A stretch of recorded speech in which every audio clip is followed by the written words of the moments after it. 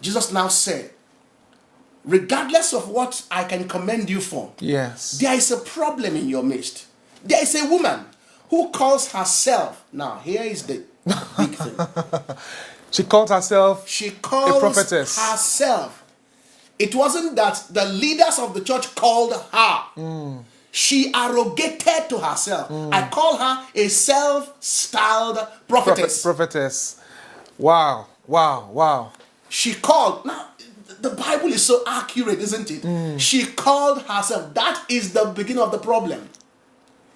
Because she was going to be teaching erroneous and false teachings, and she was charismatic. She must have been. Very she must have been charismatic, but manipulative, seductive, and practicing witchcraft. So because of that, she could meander, she could manipulate her ways and usurp the authority and call herself as we have today. Wow.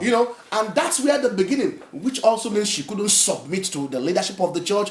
She just wanted to do her own things in her own way, yet belonging to the church. So basically, what you've just said now, describing this woman who called herself a prophetess. Yes. Yes, Christ referred to her as Jezebel. Yes. But obviously we know that most likely would not have been her name.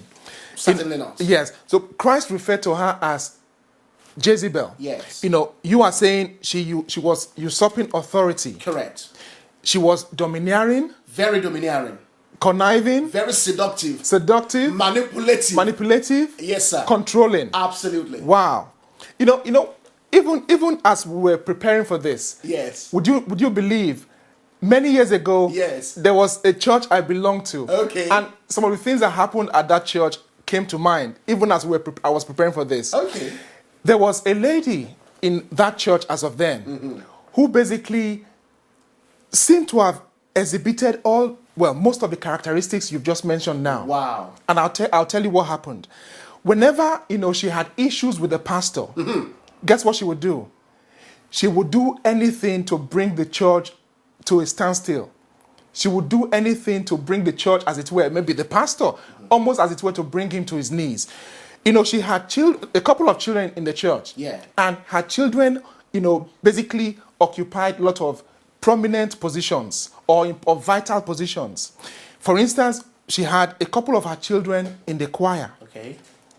So whenever, she doesn't quite get her way with the pastor, guess what? The following week, she would stay home with her children, which means there'll be nobody to be on the drums.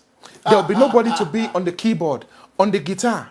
Even one of her children was the worship leader. So you can imagine a church that is growing up, a church that is trying to build. Yes. Build up numbers. Yes. All of a sudden, not having people who play major roles in the church. Yes. Functioning on a Sunday. Yes. That to me was a Jezebel spirit. It was. And to be honest with you, these are the kind of challenges that pastors confront day in, day out. And this also brings to mind sometimes when a pastor rebukes somebody or tells somebody off for doing something wrong. And maybe this person is a huge tither in the church. Such a person withdraws and withhold their tithes. The tithes. And they do all kind of things. They will withdraw their service, they will withhold their services just to make a point and to make a statement.